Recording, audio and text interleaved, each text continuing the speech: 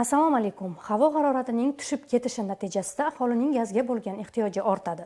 Bugungi brifing orqali sizga gazdan to'g'ri foydalanish hamda is gazdan zaharlanishning oldini olish haqida ko'rsatma berib o'tmoqchimiz.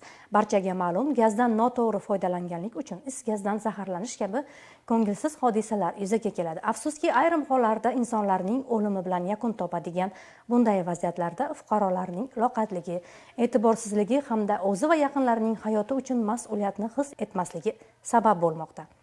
Ko'ngilsiz hodisalarning oldini olish, fuqarolarning o'zi, yaqinlarining sog'lig'iga e'tibor berish, moddiy boyliklarni asrash, qishning keyingi mavsum davrini betalofat o'tkazishni ta'minlash maqsadida aholidan quyidagi xavfsizlik qoidalariga to'liq rioya qilishlarini yana bir marotaba eslatib o'tamiz. Isitish mavsumi davrida isitish pechlaridan ehtiyot bo'ling. Dud bo'ronlarga e'tibor bering. Nosoz holga kelib qolsa, zudlik bilan yangisiga almashtiring. Har xil buyumlar bilan berkilib qolmaganligini ko'zdan kechiring va ular orqali havo tortish kuchiga alohida ahamiyat qarating. Dud bo'ronlarni tozalash, sozlash va ularning qoida talablari asosida o'rnatilishi bo'yicha xizmat ko'rsatuvchi maxsus tashkilotlarga murojaat qiling.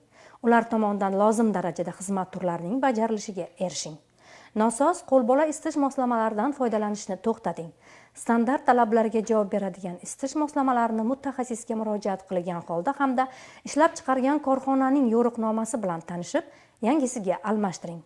Yonuvchi materiallarni gaz plitalarining ustida quritmang. Shu bilan birga, mavjud sinovdan o'tmagan gaz ballonlaridan foydalanmang. Gaz plitasi va gaz balloni o'rnatilgan xonada aslo dam olmang. Ko'mir mahsulotlari yordamida isitiladigan xonani tez-tez shamollatib turing. Suyultirilgan ballonli gazdan foydalangandan so'ng gaz plitasidagi yopish jo'mraklari hamda ballondagi yopish uskunasini berkitib qo'yishni unutmang. Suyultirilgan gazda ishlab turgan gaz plitasini nazoratsiz qoldirmang.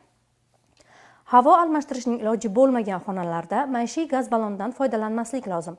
Xonadagi mavjud gaz ballonlarini almashtirish paytida elektr yoritgichlarini o'chirib yoqishga, ochiq olovdan foydalanishga, elektr isitgichlari va isitish pechlaridan foydalanishga ruxsat berilmaydi.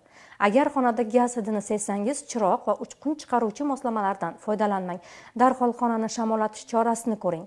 Bu haqida 104 raqami orqali gaz xizmatiga yong'in sodir bo'lgan taqdirda yong'in qutqaruv xizmatining 101 telefon raqamiga xabar bering. Hurmatli iste'molchilar, ushbu qoidalarga rioya etish bilan o'zingiz, yaqinlaringiz hamda mol-mulkingizni turli baxtsiz hodisalar, yong'indan asrab qolgan bo'lasiz. Xavfsizlikni ta'minlash barchamiz uchun mas'uliyat hamda asosiy vazifamizdir. Shuni unutmang. Salomat bo'ling.